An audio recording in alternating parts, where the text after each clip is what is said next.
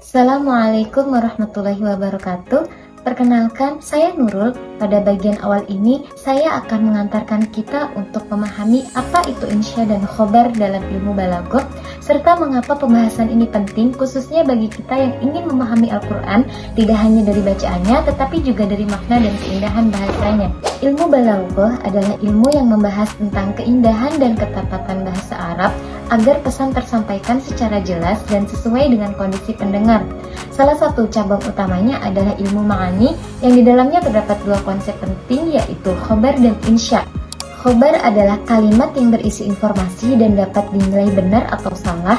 Contohnya terdapat dalam Quran Surah Al-Ikhlas ayat 1, yang artinya, katakanlah, dialah Allah yang Maha Esa.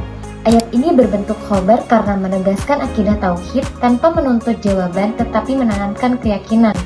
Sedangkan insya adalah kalimat yang tidak bertujuan untuk memberi informasi, melainkan untuk mengajak atau untuk memerintah. Contohnya terdapat dalam Quran Surah Al-Baqarah ayat 21, yang artinya, wahai manusia, sembahlah Tuhanmu. Dalam ayat ini berbentuk insya, karena mendorong manusia untuk bertindak bukan sekedar untuk mengetahui saja. Dari dua contoh ini dapat dipahami bahwa khobar berfungsi untuk menegaskan kebenaran, sedangkan insya berfungsi untuk menggerakkan manusia. Keduanya digunakan secara seimbang dalam Al-Quran agar pesan ilahi terasa hidup, komunikatif, dan relevan. Selanjutnya pembahasan akan dilanjutkan oleh pembicara berikutnya yang akan menguraikan lebih dalam jenis-jenis khobar dan insya. Perkenalkan, saya Muhammad Sabana. Pada bagian ini saya akan menjelaskan yaitu pembahasan mengenai kabar dalam ilmu balaghah, khususnya dari segi pengertian, pembagian jenis-jenis, serta contoh-contoh dalam Al-Quran. Sebagaimana telah disampaikan sebelumnya, kabar adalah kalimat yang berisi pemberitahuan atau informasi yang secara logika dapat dinilai benar atau salah. Namun dalam kajian balaghah, kabar tidak hanya dipahami sebagai berita semata. Kabar digunakan dengan tujuan tertentu, yaitu sangat bergantung pada kondisi dan sikap orang yang diajak berbicara. Dalam ilmu balaghah, kabar dibagi menjadi tiga jenis utama, yaitu kabar ibtidai, kabar talabi, dan kabar ingkari. Pada bagian ini menunjukkan betapa Al-Quran sangat memperhatikan kondisi psikologis manusia sebagai pendengarnya. Jenis pertama adalah kabar ibtidai, yaitu kabar yang disampaikan kepada orang yang tidak memiliki keraguan dan siap menerima informasi. Oleh karena itu, bentuknya disampaikan secara sederhana tanpa penegasan tambahan. Contohnya terdapat dalam Quran Surah Muhammad ayat 2, yang ayatnya walladzina amanu wa amilus shalihat, yang artinya dan orang-orang yang beriman serta mengerjakan kebajikan. Nah, ayat ini disampaikan kepada orang-orang yang telah beriman, sehingga tidak diperlukan lagi penegasan yang kuat. Dari sini dapat dipahami bahwa kabar ibtidai digunakan ketika pendengar berada dalam kondisi menerima kebenaran tanpa penolakan. Nah, yang kedua itu ada kabar talabi. Nah, kabar talabi ini adalah kabar yang ditunjukkan kepada pendengar yang masih ragu, sehingga membutuhkan penegasan untuk menguatkan keyakinannya. Dan contohnya itu ada dalam Al-Quran, yaitu dalam surah Al-Baqarah ayat 147, yang mana berbunyi Al-haqqu mir rabbika fala takunanna minal mumtarin, yang artinya kebenaran itu datang dari Tuhanmu, maka janganlah engkau termasuk orang-orang yang ragu. Nah, jadi ayat ini menegaskan bahwa kebenaran berasal langsung dari Allah. Penegasan ini diperlukan karena ada potensi keraguan dalam diri manusia.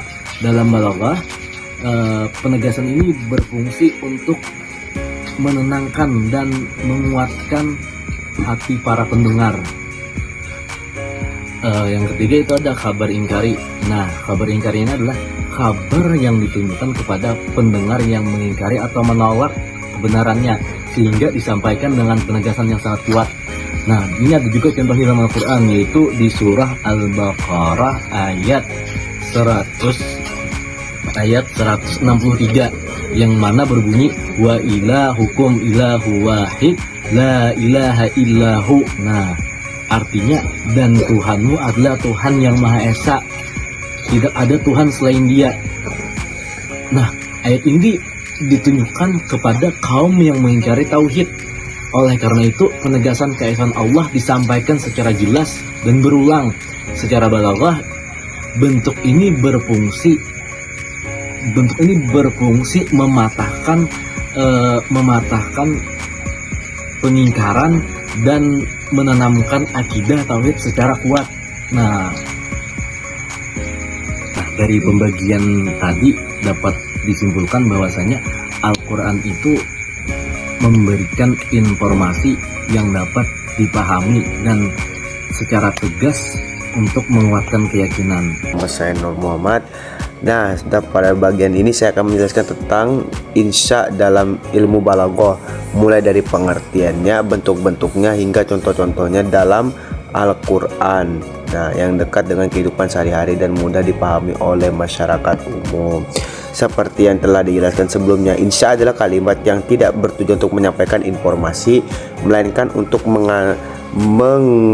mengandung maksud tertentu seperti perintah, larangan, pernyataan, harapan, dan juga sebuah ajakan. Karena itu kalimat insya tidak bisa dinilai benar ataupun salah, sebab fungsinya bukan memberi berita, melainkan mengarahkan sikap dan perbuatan manusia. Salah satu bentuk insya yang paling sering kita temui dalam Al-Quran ialah insya yang secara langsung diminta terjadi sesuatu. Bentuk ini meliput perintah, larangan, pernyataan, dan juga sebuah pembodohan.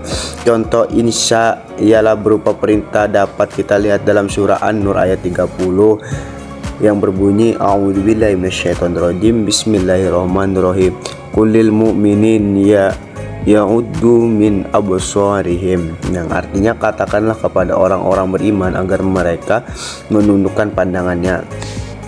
Ayat ini menggunakan perintah untuk menjaga pandangan. Berdasarkan ayat tersebut dapat dipahami bahwa Allah tidak hanya memberitahu nama yang benar, tetapi juga langsung mengarahkan perilaku manusia agar hidup lebih baik dan terjaga dari perbuatan dilarang.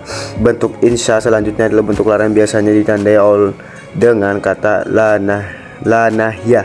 Contohnya seperti dalam surah Al-Isra 32 yang berbunyi wala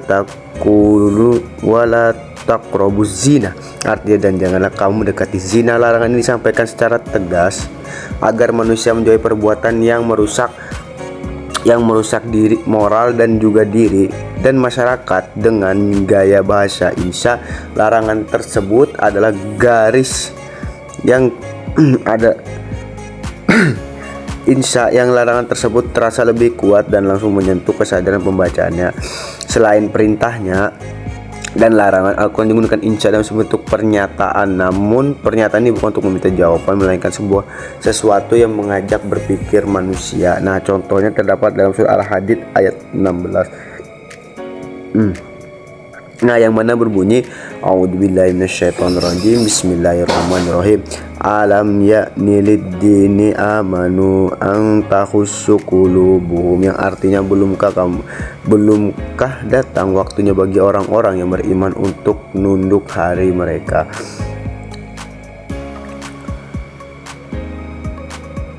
Ayat ini mengajak manusia untuk melakukan introspeksi diri dengan pernyataan seperti ini. Pesan yang disampaikan terasa lebih halus tapi sangat mendalam. Bentuk insya lainnya adalah harapan atau angan-angan yang sering ditandai dengan kata-kata laitah. Contohnya terdapat surah Al-Furqan ayat 27 yang berbunyi ya laitani takhottu ma'ar rasuli sabila, artinya wahai sekiranya aku dahulu mengambil jalan bersama Rasul. Ayat ini menggambarkan penyesalan di akhirat. Melalui gaya bahasa ini, Al-Quran memberi pelajaran agar manusia tidak mudah menunda kebaikan selama masih memiliki kesempatan. Dari berbagai contoh tersebut dapat disimpulkan bahwa insya digunakan untuk menggerakkan hati, pikiran, dan tindakan manusia. Insya membuat pesan Al-Quran terasa hidup, tidak sekedar memberi informasi, tapi juga mengajak manusia untuk berubah ke arah yang lebih baik. Dengan memahami insya dalam ilmu balaghah, masyarakat umum dapat lebih mudah menangkap pesan moral dan spiritual dalam Al-Quran. Selanjutnya, pembahasan akan ditutup oleh pembicara. Nah, sebagai penutup saya di sini akan menjelaskan fungsi khabar dan insya dalam balaghah Al-Quran disertai contoh dan penjelasannya. Jadi yang pertama itu adalah khabar tadi. Khabar adalah khabar dalam Al-Quran tidak hanya memberi informasi, tetapi juga berfungsi sebagai penghilang keraguan dan untuk meneguhkan keyakinan. Di dalam Al-Quran sendiri ada contohnya Quran surah Al-Baqarah ayat 2. Nah, yang berbunyi dzalikal kitabul la raiba fih, yang artinya kitab ini tidak ada keraguan di dalamnya. Nah, jadi maksud ayat ini menggunakan khabar dengan penegasan untuk menghadapi kondisi manusia yang ragu terhadap kebenaran Al-Quran. Secara balaghah, penegasan ini berfungsi menanamkan keyakinan bahwa Al-Quran adalah petunjuk yang paling benar. Sedangkan insya adalah kalimat yang tidak bertujuan memberi informasi, tetapi berfungsi menggerakkan hati dan perilaku manusia. Contohnya, fabi ayyi ala'i rabbikuma tukadziban, yang artinya maka nikmat Tuhan mana yang kamu dustakan. Nah, jadi pernyataan ini bukan untuk meminta jawaban, melainkan untuk menggugah kesadaran manusia bahwa secara balaghah insya istifham di sini berfungsi sebagai penegasan dan ajakan untuk merenungi nikmat Allah. Nah, jadi dapat disimpulkan secara balaghah bahwasanya khabar berfungsi menggugurkan akal dan iman, sedangkan insya berfungsi menyentuh hati dan mengarahkan perbuatan. Keduanya saling melengkapi dalam menyampaikan pesan Al-Quran secara efektif dan mendalam. Sekian dari saya, wallahu a'lam bishawab. Mungkin pembahasan kali ini sudah cukup sampai di sini. Mudah-mudahan bisa dapat dipahami. Assalamualaikum warahmatullahi wabarakatuh.